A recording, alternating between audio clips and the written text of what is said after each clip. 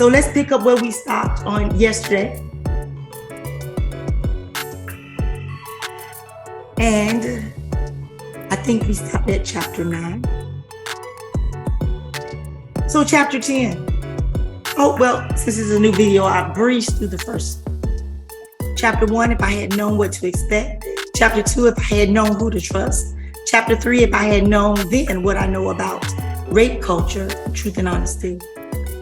Chapter 4, if I had known what game is. Chapter 5, if I had known what to do. Chapter 6, if I had known what not to do. Chapter 7, if I had known that I was enough. Chapter 8, if I had known my true value.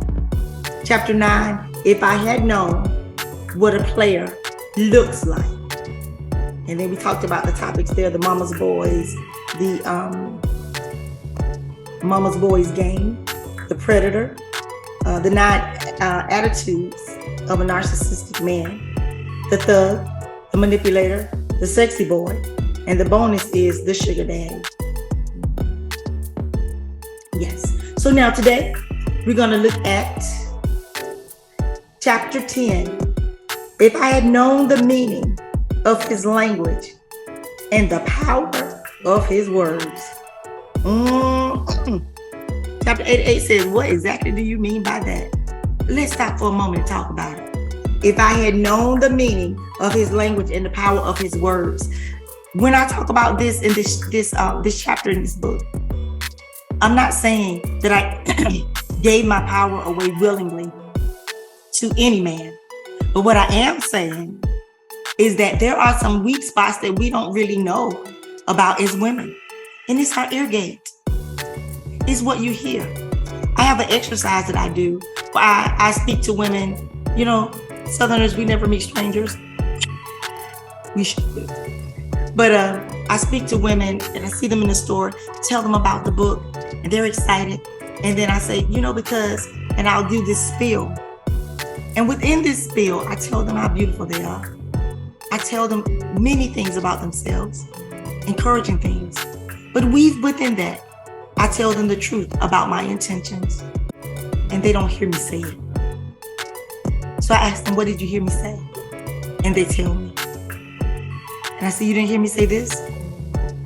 You said that. I did. Did you hear me say that? You did not. You did not say it.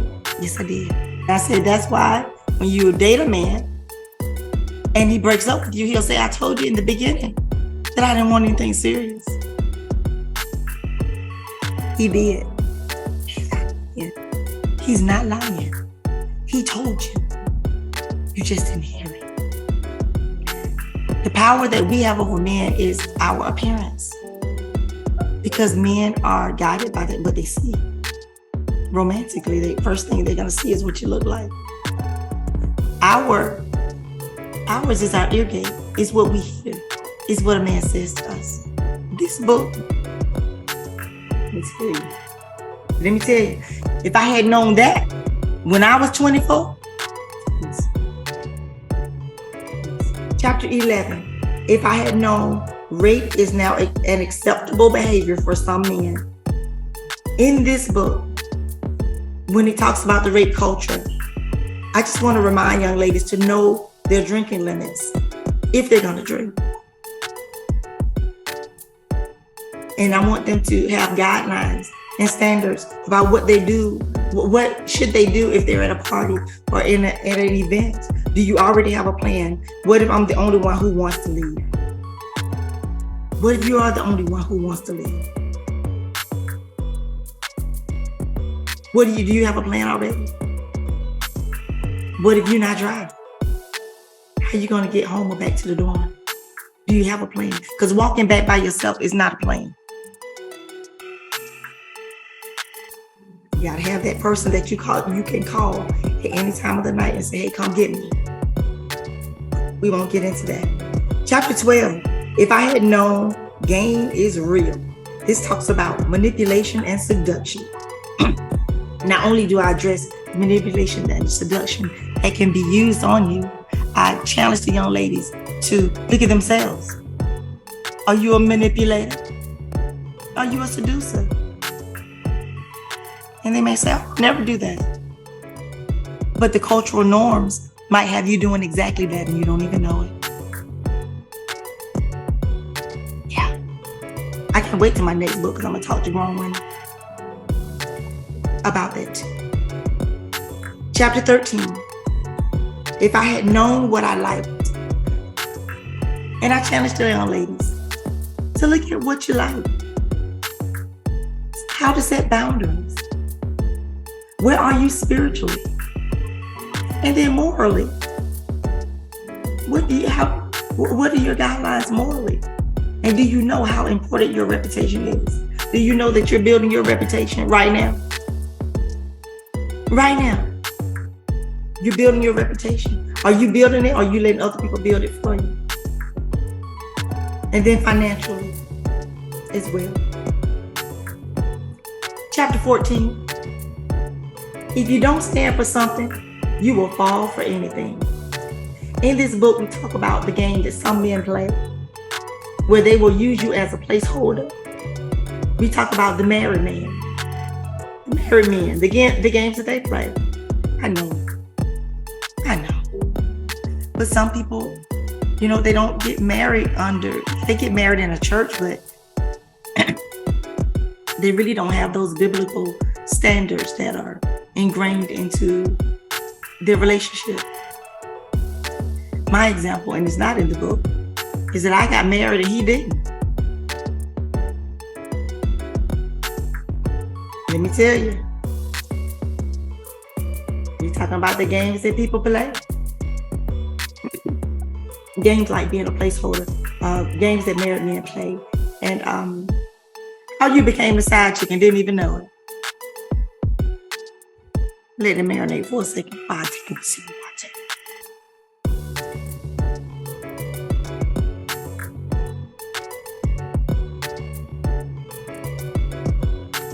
How you became a side chick and didn't even know it.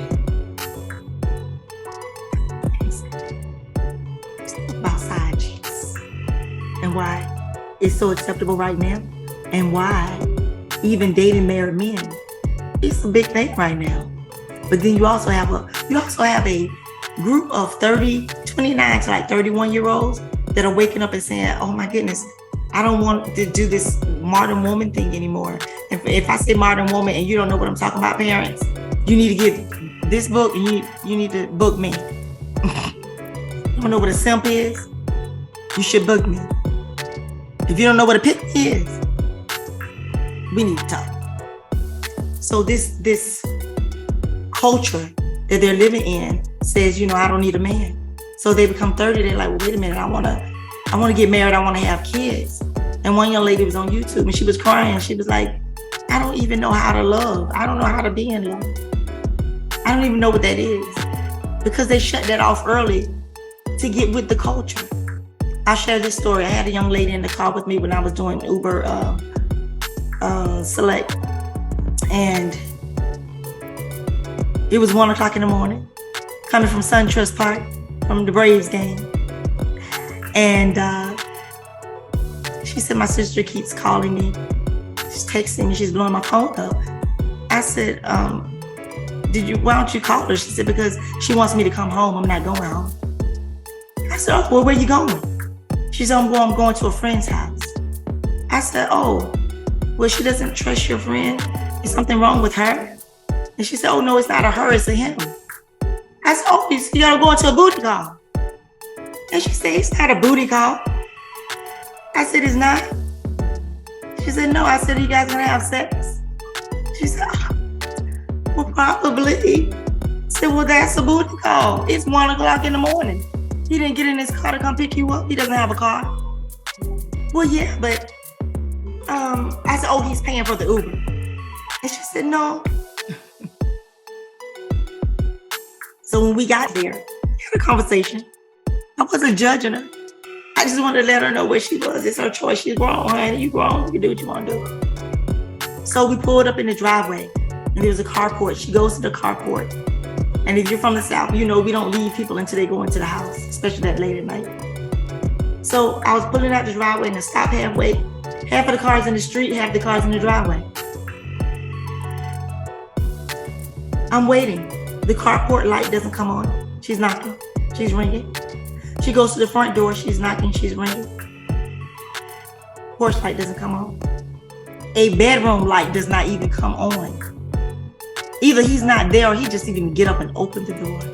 Now, mind you, not only was her sister texting her all the way there, he was texting her all the way there.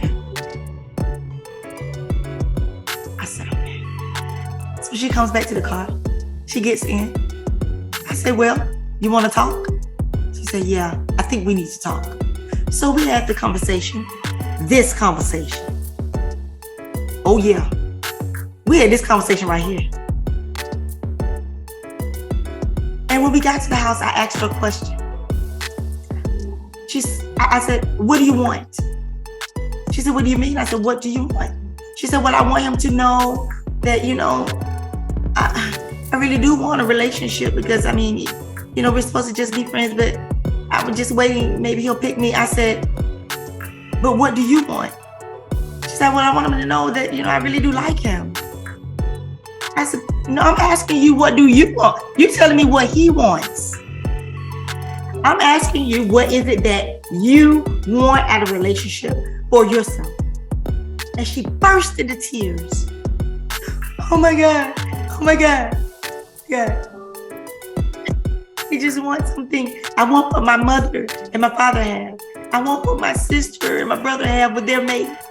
I want real love. That's what I want.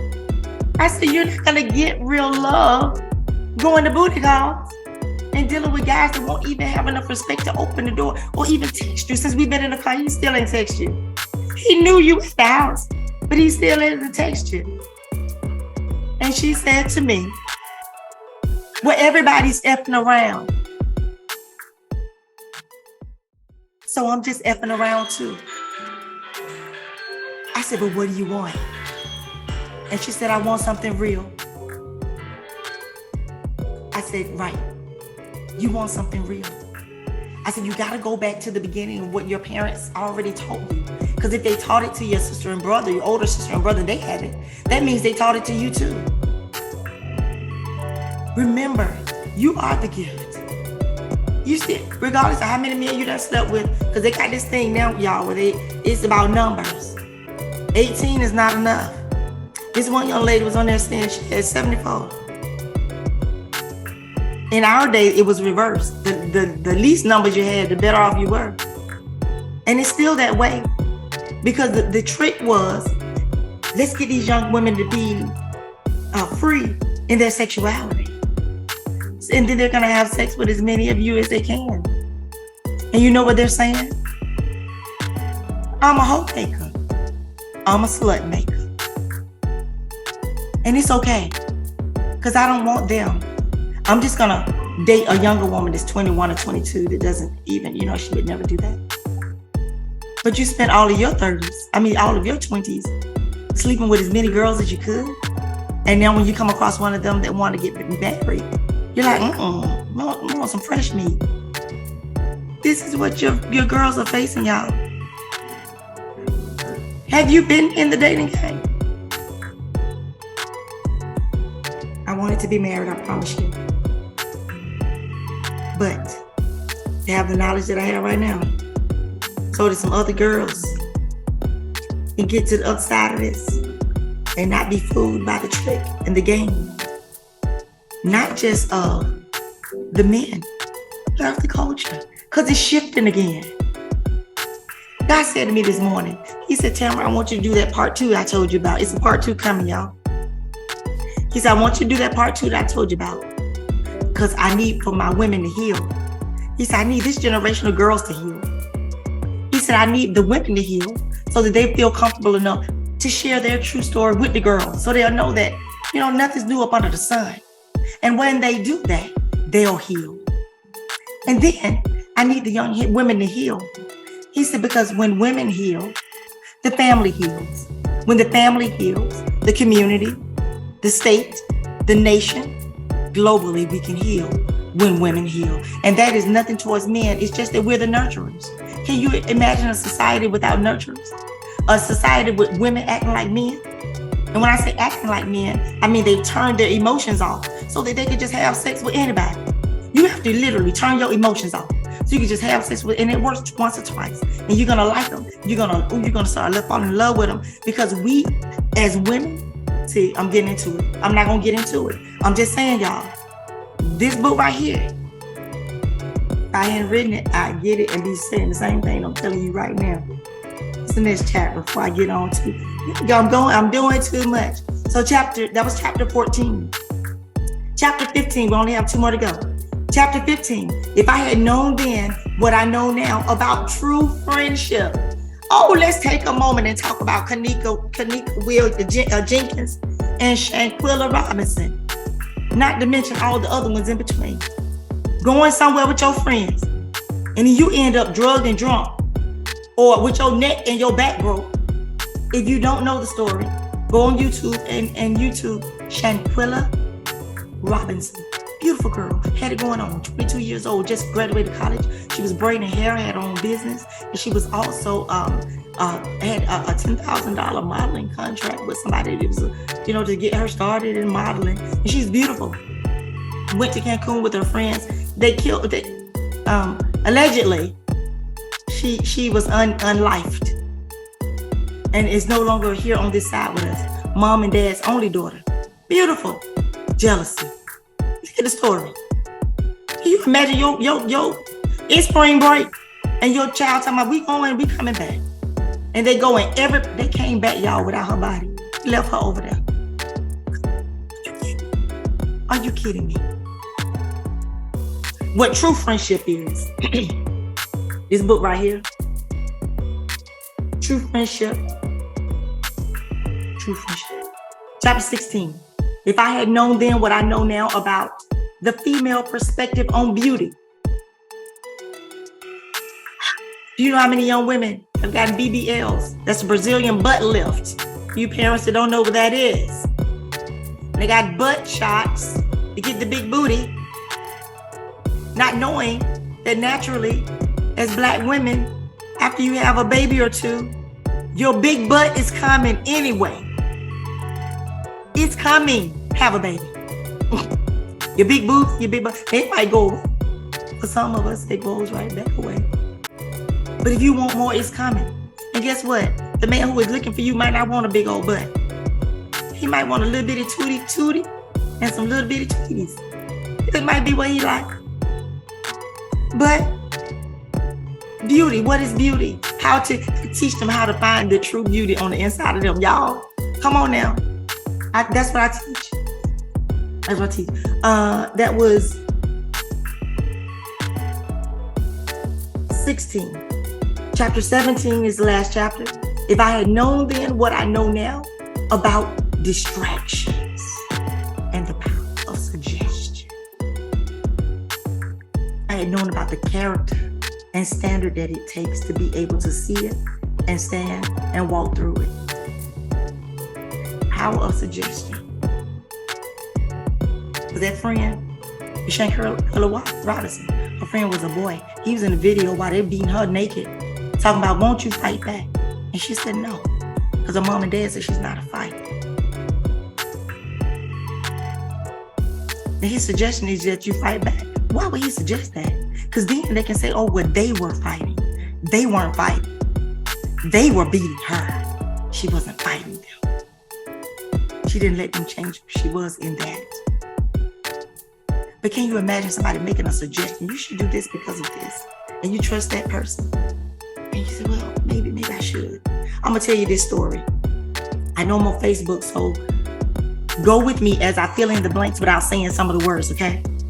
I was managing a restaurant. I'm not making this up. In the ATL.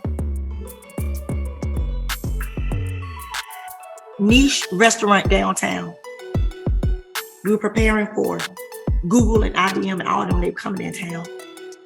So we're preparing. I'm getting everything together. Had to go to the restroom because I had been there already for 3 hours. I had to go. I had to tinkle. I'm in the restroom. Here 2 young ladies come in. One says, ooh, girl, I shaved my cookies because I have to get my numbers up. get my numbers up tonight. She's talking about the number of men that she's been sleeping with. So the other little girl says, oh, I didn't shave mine. Oh, I wasn't even thinking about it. Darn, I need to get my numbers up too. She said, well, girl, I'm getting my numbers up tonight. Do you know what that means? That means they're going to go to a club. She's going to have sex with men in the club. She's going to have sex with multiple people that night. And the other one's like, oh, darn, I didn't shave. I need to do it too. If you can hear the innocence of her voice. So now, because I had waited so long, this wasn't a short tinkle. It was a long one, so I'm trying to push.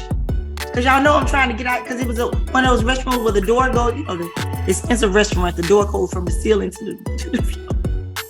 And it's wood, and but you can hear. So a little bit of crack at the bottom, so I couldn't say, hey! It'd be weird, somebody screaming to you from the bathroom. So when I finished, I washed my hands, I went out into the restaurant, and I'm looking because it's all adult people. So I'm looking for these two young girls, and apparently they came off the street just to use the restroom. And I couldn't catch them, y'all. Listen.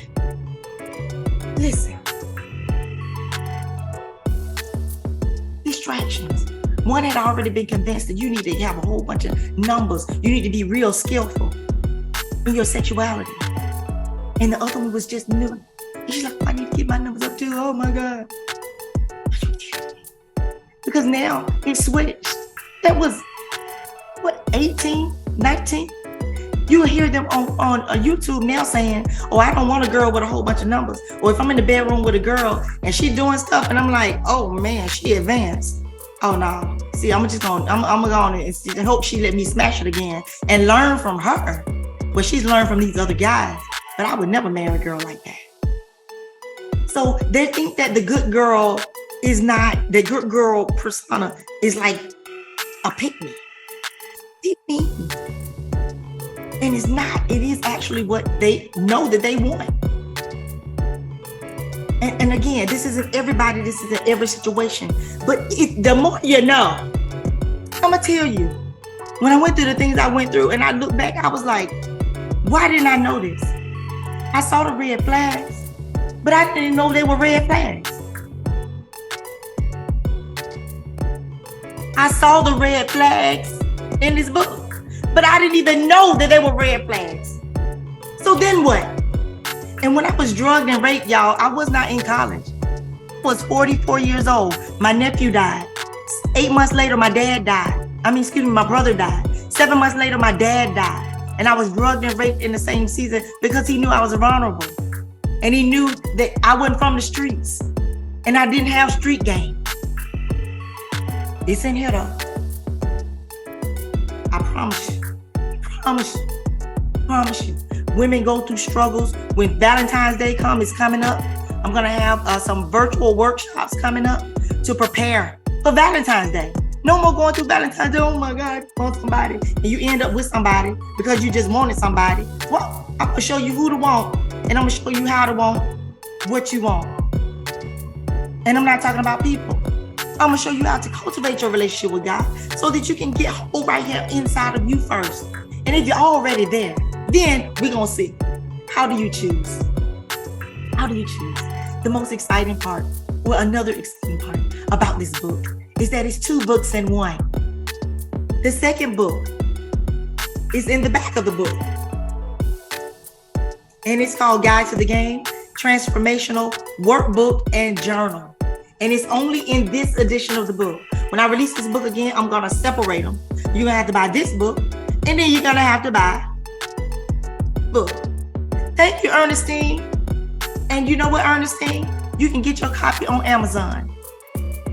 Get your Amazon.com, Tammara LaShea, Guide to the Game.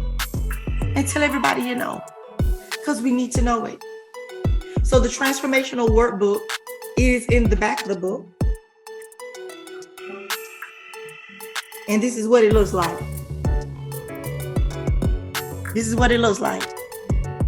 So the first half of the book is about this thick. It's an easy read. Second half of the book is the transformational workbook. It's about that thick. Easy read. It has affirmations, prayers that you can share with your friends, and you can just do one-on-one with God. It has a place for you to write in it. It's a journal. He has a place for you to write your thoughts down, what you're declaring and what you're decreeing every day. It has nuggets of encouragement that you can stand on. And you can start cultivating your own mindset in your heart. There's a chapter that talks about identifying abuse. Because some people don't even know that some of the things they went through was abusive. It has a chapter in it called Facing the Fear. Facing the fear with courage and strength and power. You know about that, Ernestine. Y'all, Ernestine was one of my clients. And she's done some great work. And then it talks about the power of the man. As a man thinketh, so is he. You can walk through this daily. Just walk through it and do the affirmational prayers. So excited about this book. Affirmations like I am, affirmations of happiness. Let's look at that one. As a man thinketh, so is he, says Proverbs 23:7. This is how I want to believe with confidence that I am. I am strong. I am beautiful. I am intelligent. I am sexy. I am bold. I am confident. I am successful. I am wealthy. I am healthy. I am independent. I am abundant. I am a winner. I am a giver. I am a receiver. I'm a giver and a receiver. I am growing. I am evolving. I am persistent. I am loved. I am loving, and I am being loved. I'm a giver. I am a receiver. I am a giver and a receiver. And it repeats. You repeats it 3 times until you get to the end. You say these before you go to work in the morning. And you walk out of the door with confidence that I am. Because God is the great I am. He is the great I am. He's the great I am. And when we speak those words, we speak it through the power of his might. Amen. I said amen. Affirmations to promote empathy. We have a lot of people that cannot tap into their empathy because they need to learn how to love again. So it says, I am learning to love again. I am forgiving myself. I am forgiving myself. I am forgiving others. I am forgiving systematic oppression. I am releasing unforgiveness. So much in that chapter. And then in one of the chapters right in the back, it's how to face the fear. So we talked about facing the fear. And then we're going to talk about how to actually do it. How do you actually face the fear and walk through it? Sure do. Got some scriptures, got a prayer in there to seal that in the name of Jesus. And then we always talk about faith. You just need to have faith for this and that.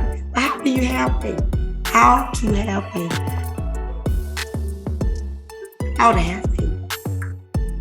It's in the book. And then I share another poem. And then you have about the author. It's in the back of the book. And once you get past the page, that is about the author. It's the conclusion and the author information on the back of the book. So the other day I went through the front of the book. Today, we spent a little time on the rest of the book. I want you to never forget, look at the angel wings, and your angels are always with you. That's a reminder. I want when the kids are reading this in college, that people walk up to me like, ooh, look at them angel wings. Because you are special to God. You are special to him. He wants you to have this information. He wants your daughter, your nieces, every young woman you know, the young lady at work you keep talking to. You trying to help her? Get her this book for Christmas. And be looking out next week, because I'm going to release the